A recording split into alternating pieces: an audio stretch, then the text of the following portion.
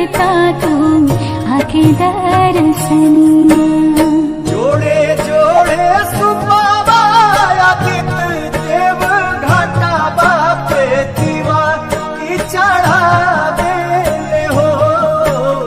जल बीच खड़ा हो दर्शन लाया सारा लगावे हो। जल बीच खड़ा होई दर्शन ला आसरा लगावे हो।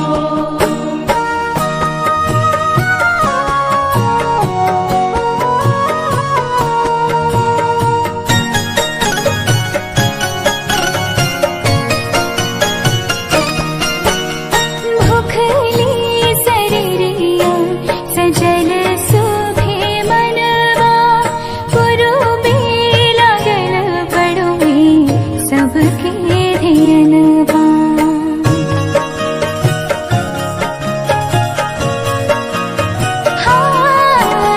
भूखली शरीरिया सजल सुभे मनवा पुरुबे लागल बड़ुए सबके धियनवा।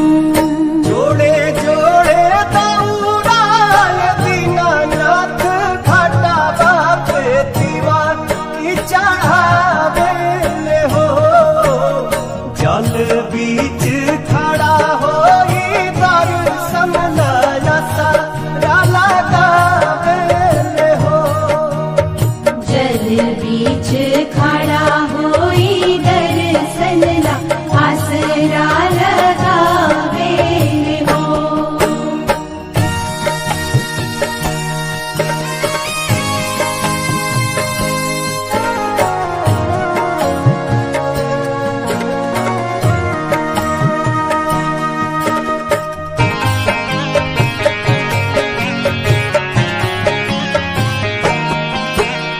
विनया बिहारी लिखले माई के भजनवा गवेली पलक बेटी धई के धियनवा।